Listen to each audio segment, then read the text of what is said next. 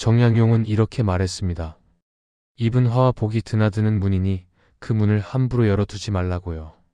그대들은 혹시 이런 경험이 있으신가요? 좋은 일이 생겼을 때 누군가에게 말하고 싶어 입이 근질거렸던 적 말입니다. 통장에 찍힌 예상 밖의 숫자, 오랜 걱정 끝에 받아든 건강하다는 진단서, 혹은 오래 기다리던 승진 소식 같은 것들이지요. 그 순간 우리는 본능처럼 전화기를 집어들거나 가족 대화방에 글을 남기고 싶어집니다. 그런데 한 가지 묻고 싶습니다. 그 말을 꺼낸 뒤 정말로 축하만 돌아왔던가요? 아니면 예상치 못한 시선이 함께 따라붙지는 않았던가요? 기쁨을 나누고 싶은 마음은 인간의 자연스러운 본성입니다. 홀로 기뻐하는 것보다 누군가와 함께할 때 그 감정이 배가 되는 것처럼 느껴지니까요. 하지만 여기에 우리가 잘 보지 못하는 역설이 숨어 있습니다. 말은 입에서 나오는 순간 내 것이기를 멈춥니다. 내가 의도한 뜻과 상관없이 듣는 사람의 마음속에서 전혀 다른 모양으로 다시 태어나지요. 내게는 안도의 한숨이었던 말이 누군가에게는 자랑으로 들릴 수 있습니다. 내게는 기쁨의 나눔이었던 것이 다른 이에게는 자신과의 비교를 촉발하는 계기가 되기도 합니다. 같은 문장이라도 듣는 사람의 처지에 따라 축하가 되기도 하고 상처가 되기도 하는 것이지요. 사람들은 흔히 말합니다. 좋은 일은 함께 나눌수록 커진다고요. 그러나 진짜 핵심은 조금 다른 곳에 있습니다. 기쁨은 나눌 때 커지기도 하지만 나누는 방식에 따라 오히려 그 기쁨이 잠식당하기도 한다는 사실입니다. 말로 꺼낸 성취가 때로는 나를 지켜주는 것이 아니라 나를 겨누는 눈을 깨우는 신호가 될 수 있습니다. 우리는 축하를 기대하며 입을 열지만 돌아오는 것이 항상 축하만은 아닙니다. 오늘 이야기하고자 하는 것은 기쁨을 억누르라는 것이 아닙니다. 다만 그 기쁨을 어디에 두고 누구에게 어떤 방식으로 보여줄 것인지를 한 번쯤 생각해 보자는 것입니다. 정약용이 평생에 걸쳐 배운 것도 바로 이것이었습니다.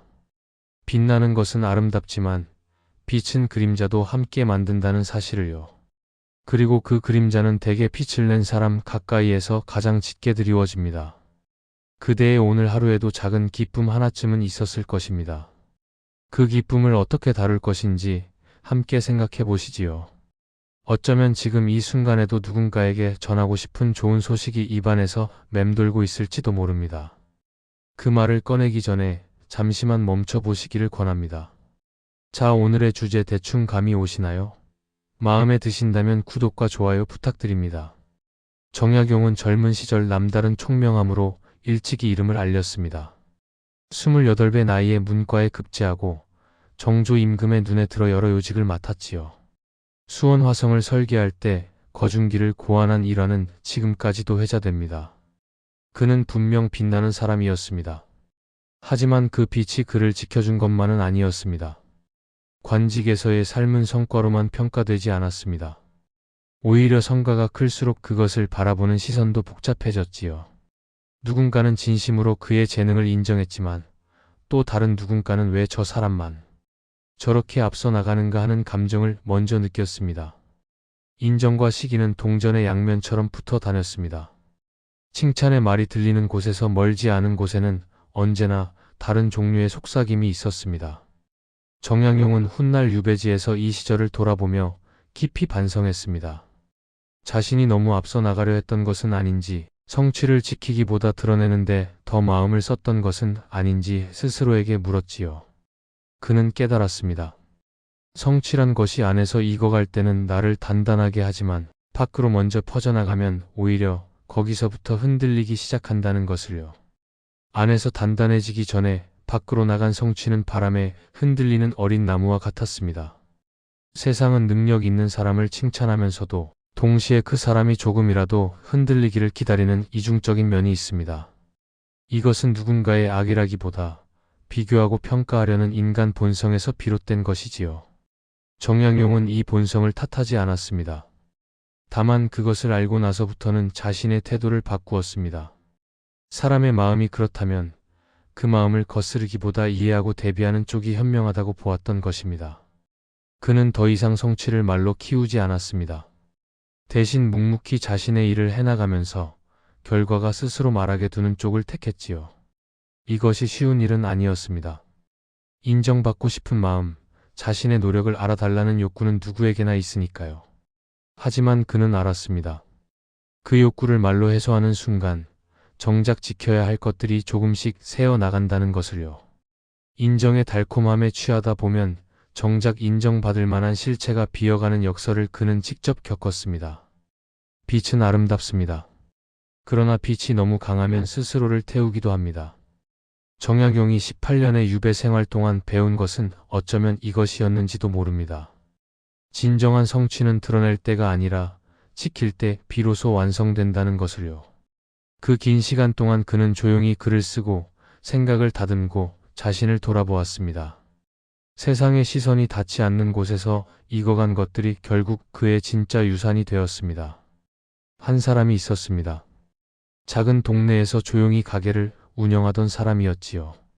몇 년간 빠듯하게 살림을 꾸려오다가 어느 해 장사가 뜻밖의 풀렸습니다. 한 달 매출이 평소의 2배를 넘겼고 오랜만에 통장 잔고를 보며 숨이 트이는 기분을 느꼈습니다. 밤잠을 설치며 걱정하던 날들이 있었기에 그 안도감은 더욱 컸습니다. 그날 저녁 그는 가족 단체 대화방에 짧은 글을 남겼습니다. 이번 달은 좀 잘 됐네요 라고요. 자랑하려는 마음이 아니었습니다. 그저 힘든 시간을 함께 걱정해준 가족들에게 이제 조금 괜찮아졌다는 안도를 전하고 싶었던 것이지요. 누나에게, 동생에게, 부모님에게 더 이상 걱정하지 않아도 된다는 신호를 보내고 싶었습니다. 그 마음은 순수했고 의도는 선했습니다. 처음에는 예상대로 축하의 말들이 돌아왔습니다. 잘됐다, 고생했다 이런 반응들이었지요. 그런데 며칠이 지나면서 대화의 결이 조금씩 달라지기 시작했습니다. 누군가는 그럼 이번에 가족 모임 비용은 내가 내는 거지 하고 말했고 또 누군가는 이제 차도 좀 바꿔야 하는 거 아니냐고 했습니다. 농담처럼 던진 말들이었지만 그 말들 속에는 미세한 기대와 평가가 섞여 있었습니다. 웃으면서 하는 말이었지만 그 웃음 뒤에 무엇이 있는지는 받는 사람만이 느낄 수 있었습니다. 더 당혹스러운 것은 얼마 후에 들려온 이야기였습니다. 친척 모임에서 누군가가 이렇게 말했다더군요.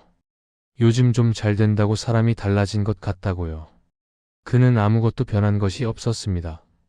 여전히 같은 가게에서 같은 일을 하고 있었지요. 하지만 사람들의 눈에는 이미 다른 사람이 되어 있었습니다. 한 줄의 말이 만들어낸 이미지가 실제의 그보다 먼저 걸어다니고 있었던 것입니다. 그가 한 일이라고는 고작 한 줄의 말을 남긴 것뿐이었습니다. 그런데 그 한 줄이 가져온 파장은 생각보다 컸습니다. 말은 내용만으로 전달되지 않습니다. 듣는 사람의 형편과 마음 상태에 따라 전혀 다른 온도로 받아들여지지요. 안도의 한숨이 누군가에게는 과시로 들릴 수 있고 나눔의 마음이 비교의 시작점이 될 수도 있습니다. 내가 보낸 것과 상대가 받은 것 사이에는 언제나 간극이 있고 그 간극을 메우는 것은 상대의 상상입니다. 그는 나중에야 깨달았습니다. 기쁨을 나누고 싶었던 그 마음은 자연스러운 것이었지만 나누는 방식은 좀 더 신중했어야 했다는 것을요. 모든 말에는 때가 있고 모든 기쁨에는 담아둘 그릇이 필요합니다. 축하라는 것은 참 묘한 감정입니다. 진심으로 기뻐해주는 마음과 자신과 비교하는 마음이 같은 순간에 공존할 수 있으니까요. 대부분의 사람들은 누군가의 좋은 소식을 들으면 먼저 축하의 말을 건넵니다. 그것이 예의고 관계의 기본이기 때문이지요. 하지만 그 축하가 입에서 나온 뒤 마음속에서는 또 다른 움직임이 시작됩니다. 입과 마음이 항상 같은 방향을 향하지는 않습니다. 잘 됐다는 말을 하면서도 어딘가 씁쓸한 감정이 올라오는 것을 느낀 적이 있으신가요? 그것은 나쁜 마음이 아닙니다. 인간이라면 누구나 가지고 있는 비교 본능이 작동하는 것이지요. 문제는 이 비교가 시간이 지나면서 다른 형태로 변해간다는 데 있습니다. 처음에는 스치듯 지나가던 감정이 며칠, 몇 주가 지나면서 점점 구체적인 모양을 갖추기 시작합니다. 처음에 축하는 점차 조언으로 바뀝니다. 돈 벌었으면 이제 뭘 해야 한다. 저건 이렇게 하는 게 낫다. 하는 말들이 붙기 시작하지요. 이 조언들은 대부분 요청하지 않은 것들입니다. 하지만 말하는 사람은 자신이 도움을 주고 있다고 생각합니다. 받는 사람의 입장에서는 갑자기 자신의 삶이 평가의 대상이 된 것처럼 느껴지지요. 축하가 감시로 바뀌는 순간입니다. 잘 되라고 하던 말이 어느새 잘 되는지 지켜보겠다는 말로 변질됩니다. 더 힘든 것은 뒤에서 오가는 말들입니다. 요즘 좀 달라졌다. 예전 같지 않다. 돈이 사람을 바꾼다. 이런 해석들이 본인도 모르는 사이에 퍼져나갑니다. 성공한 것이 문제가 아닙니다. 성공을 둘러싼 해석들이 관계의 결을 흐리는 것이지요. 아무것도 변하지 않았는데 사람들의 눈에는 이미 변한 사람이 되어 있습니다. 실체보다 해석이 먼저 움직이고 그 해석이 다시 관계를 재편합니다. 정약용도 비슷한 경험을 했습니다. 젊은 시절 그의 능력은 인정받았지만 그 인정이 클수록 뒤에서 따라붙는 시선도 많아졌지요. 그는 나중에 이렇게 정리했습니다. 사람의 마음은 내용보다 맥락을 먼저 읽는다고요. 같은 말이라도 누가 하느냐, 어떤 상황에서 하느냐에 따라 전혀 다르게 받아들여진다는 것입니다. 그래서 그는 말의 내용뿐 아니라 말의 때와 장소, 그리고 듣는 사람의 형편까지 헤아리는 법을 배워야 했습니다. 축하는 짧고 비교는 깁니다. 박수는 금방 잦아들지만 그 박수를 지켜본 눈은 오래 기억합니다. 이것이 우리가 기쁜 소식을 다룰 때 기억해야 할 현실입니다. 왜 이런 일이 벌어지는 것일까요? 분명 나는 자랑하려 한 것이 아니었는데 왜 사람들은 그것을 자랑으로 받아들이는 것일까요? 여기에는 인간 심리의 보편적인 작동 방식이 숨어 있습니다. 그것을 이해하면 상대를 탓하기보다 상황을 관리하는 쪽으로 마음을 돌릴 수 있습니다. 사람은 타인의 슬픔 앞에서는 비교적 쉽게 손을 내밉니다. 상대가 나보다 힘든 상황에 있을 때 우리는 위로하고 도우려는 마음이 자연스럽게 일어나지요. 거기에는 연민도 있지만 동시에 자신은 그만큼 힘들지 않다는 안도감도 섞여 있습니다. 하지만 타인의 성취 앞에서는 조금 다른 반응이 먼저 올라옵니다. 의식하든 못하든 우리는 그 성취를 자신과 비교하기 시작합니다. 저 사람은 저렇게 됐는데 나는 어떤가 하는 질문이 자동으로 떠오르는 것이지요. 이 비교 자체는 나쁜 것이 아닙니다. 그것은 인간이 자신의 위치를 파악하고 방향을 설정하는 데 필요한 본능적인 기능이니까요. 문제는 이 비교가 깊어질수록 축하의 마음은 얇아지고 복잡한 감정이 두꺼워진다는 데 있습니다. 진심으로 기뻐해주고 싶은데 마음 한쪽에서는 자꾸 다른 것이 올라오는 경험을 해보셨을 것입니다. 그 감정을 억누르려 할수록 오히려 더 선명해지는 경험도요. 기쁜 소식을 전하는 사람도 마찬가지입니다. 우리가 누군가에게 좋은 일을 알리고 싶을 때 그 마음 속에는 무엇이 있을까요? 순수하게 기쁨을 나누고 싶은 마음도 있지만 동시에 인정받고 싶은 욕구도 함께 있습니다. 내가 괜찮은 사람이라는 것을 확인받고 싶은 마음, 내 노력이 헛되지 않았다는 것을 누군가에게 보여주고 싶은 마음이지요. 이 두 가지 마음은 뒤섞여 있어서 스스로도 구분하기 어려울 때가 많습니다. 이 욕구 자체도 자연스러운 것입니다. 하지만 그 욕구가 말을 자꾸 더하게 만들 때 위험이 시작됩니다. 한 번 말하면 될 것을 여러 번 말하게 되고 한 사람에게 하면 될 것을 여러 사람에게 하게 되지요. 그렇게 말이 퍼질수록 비교의 대상이 되는 범위도 넓어집니다. 더 많은 사람이 알수록 더 많은 시선이 나를 향하게 됩니다. 스스로에게 물어보시기 바랍니다. 지금 이 말을 하려는 것은 정말 기쁨을 나누고 싶어서인가요? 아니면 괜찮은 사람이라는 확인이 급한 것인가요? 그 답에 따라 말의 무게가 달라집니다. 그리고 그 무게에 따라 돌아오는 것도 달라집니다. 정약용은 오랜 시간에 걸쳐 사람과 사람 사이의 역학을 관찰했습니다. 그리고 성취를 함부로 드러내는 것이 위험한 이유를 세 가지로 정리했지요. 표적이 되는 것, 힘이 새는 것, 그리고 말이 변형되는 것입니다. 이 세 가지는 각각 다른 방향에서 우리의 기쁨을 갉아먹습니다. 첫째는 표적의 문제입니다. 내가 한 말 한마디로 나를 겨누는 사람이 생깁니다. 그런데 그 사람이 멀리 있는 낯선 사람이 아니라는데 문제가 있지요. 오히려 가까운 사람일 때가 많습니다. 가까운 사람일수록 비교가 더 직접적으로 느껴지고 그만큼 복잡한 감정도 쉽게 일어나니까요. 남의 성공은 담담하게 들을 수 있어도 가까운 사람의 성공은 마음을 흔드는 경우가 있습니다. 나와 비슷한 조건에서 출발했다고 생각한 사람이 앞서 나갈 때 그 감정은 더욱 복잡해집니다. 둘째는 누수의 문제입니다. 성취를 말하고 그에 대한 반응을 받는 일이 반복되면 어느 순간 이상한 현상이 벌어집니다. 성취 자체보다 그것을 알리고 인정받는 과정에 더 마음이 쏠리게 되지요. 원래는 내 것이었던 성취가 점차 보여주기 위한 재료로 변해갑니다. 그렇게 되면 성취가 주는 진짜 힘, 그 안에서 오는 단단함이 조금씩 새어나갑니다. 박수에 익숙해질수록 내면의 힘은 약해지기 쉽습니다. 외부의 인정에 기대는 만큼 스스로를 지탱하는 힘은 줄어듭니다. 셋째는 변형의 문제입니다. 말은 입에서 나오는 순간부터 내 통제를 벗어납니다. 전달되는 과정에서 덧붙여지고 빠지고 왜곡되지요. 내가 한 말이 세 사람을 거치면 전혀 다른 말이 되어 있는 경우를 보셨을 것입니다. 그렇게 변형된 말은 다시 나에 대한 평판을 만들고 그 평판은 또 다른 해석을 낳습니다. 결국 기쁜 소식 하나를 밖으로 꺼낸 대가로 내 삶의 조용함이 조금씩 깎여나가는 것이지요. 내가 만들지 않은 이미지가 나보다 먼저 걸어 다니게 됩니다. 이 세 가지는 서로 연결되어 있습니다. 말이 퍼지면 표적이 생기고, 표적이 생기면 방어하느라 힘이 세고, 힘이 세면 다시 말로 만회하려 하게 됩니다. 악순환이 시작되는 것이지요. 이 순환에서 벗어나는 방법은 하나입니다. 처음부터 말의 양을 줄이는 것입니다.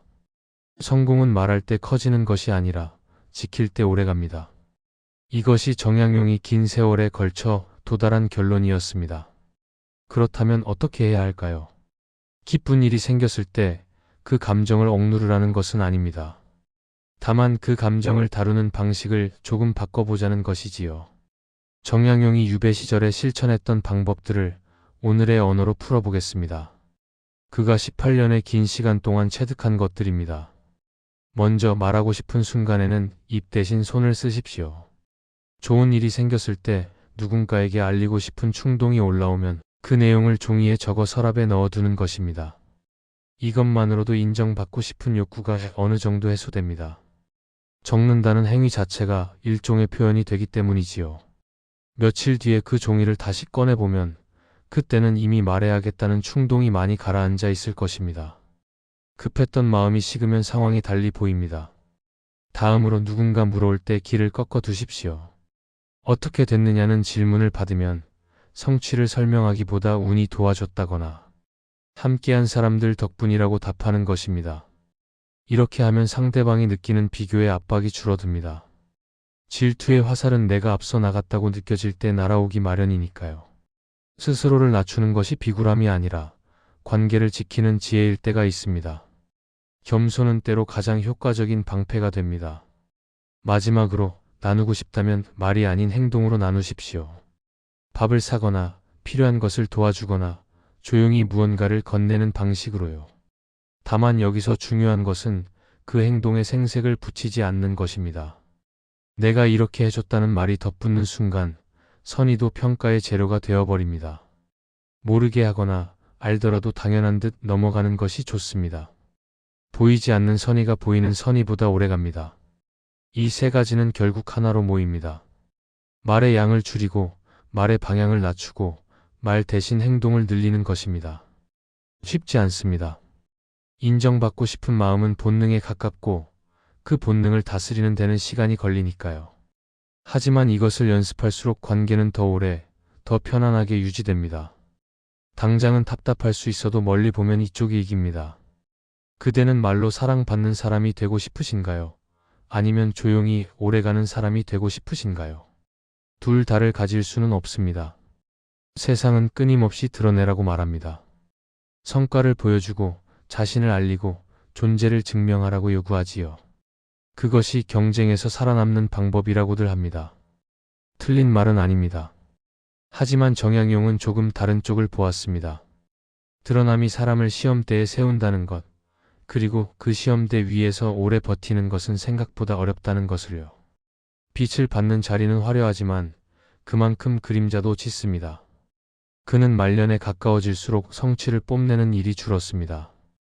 대신 책상 앞에서 한 줄을 더 다듬고 제자에게 한마디를 더 남기는 쪽을 택했지요. 자신이 이룬 것을 세상에 알리기보다 그것이 스스로 익어가도록 두는 편을 선택한 것입니다.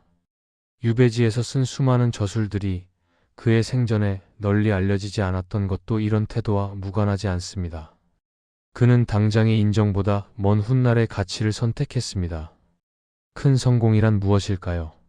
많은 사람들이 요란하게 축하해 주는 것일까요? 아니면 오래도록 꺼지지 않고 타오르는 것일까요? 정약용의 삶을 보면 답이 보입니다. 진정한 성취는 밝게 터지는 불꽃이 아니라 조용히 자리를 지키는 등불에 가깝습니다. 불꽃은 눈부시지만 금방 사라지고 등불은 눈에 띄지 않지만 밤새 길을 밝히지요. 그가 남긴 글들이 200년이 지난 지금까지 읽히는 것은 그 때문입니다. 오늘 그대에게도 누군가에게 말하고 싶었던 기쁨이 있을 것입니다. 그 기쁨 앞에서 잠시 멈춰 스스로에게 물어보시기 바랍니다. 지금 이 말은 나를 살리는 것인가? 아니면 나를 드러내는 것인가? 이 질문 하나가 그 기쁨을 지키는 첫걸음이 됩니다. 말하기 전에 한번 멈추는 것, 그것만으로도 많은 것이 달라집니다. 바람이 세게 불 때 높은 나무는 흔들리고 낮은 풀은 제자리를 지킵니다. 드러나지 않는 것이 약함이 아닙니다. 때로는 그것이 가장 오래가는 힘입니다. 세상이 아무리 드러내라고 소리쳐도 지키는 쪽을 선택할 수 있는 사람이 결국 멀리 갑니다. 성공은 말할 때 커지는 것이 아니라 지킬 때 오래갑니다. 이것이 정약용이 우리에게 남긴 마지막 가르침입니다.